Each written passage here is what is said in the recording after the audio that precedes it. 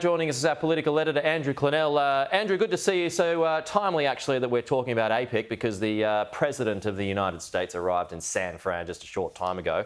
Prime Minister, he's off tomorrow, isn't he? This afternoon after question time. Straight off. And I'm not sure he needs to go. That's my position on it, Pete. I've been saying this for a while. He believed he had to go because Biden asked him at the state dinner, but he's just met the President of America. He's met the President of China. What else does he need to do there? He's not going to have bilats with them. He could have sent Richard Marles or Penny Wong, or Jim Chalmers is already there. So that's my take on it. It's an economic meeting.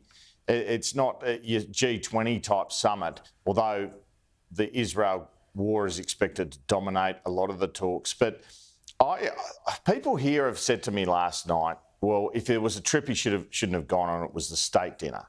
I actually disagree with that. And I'll put it to you this way.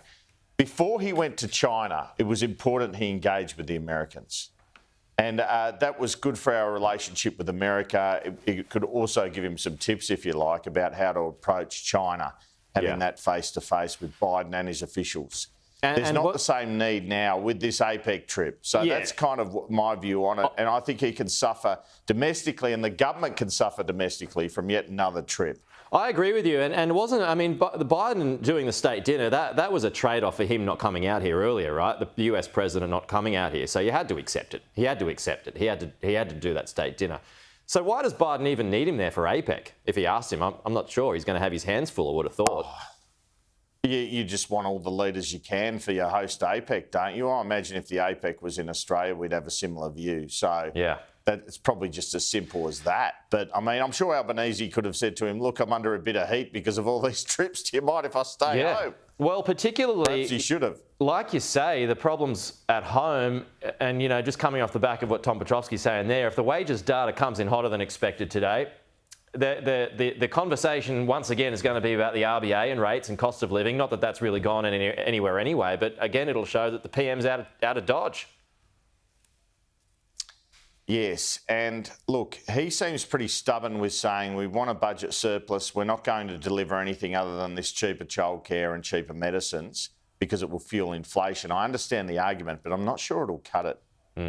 I mean, we've got the stage 3 tax cuts next July, but are you really going to hang out till next July to give people relief? I would have thought petrol excise, cutting that, you know, is worth consideration. From their point of view, they argue that would fuel inflation. Yeah.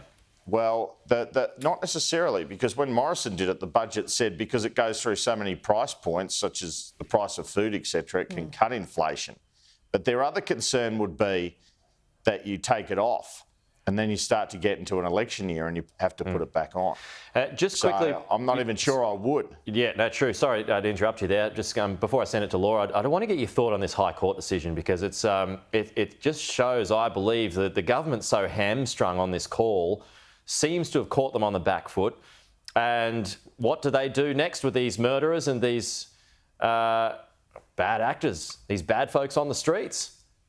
Yeah. Well, again, why has it caught them on the back foot? They knew the case was underway. Yeah, they were in the court. They should have been prepared for the eventuality.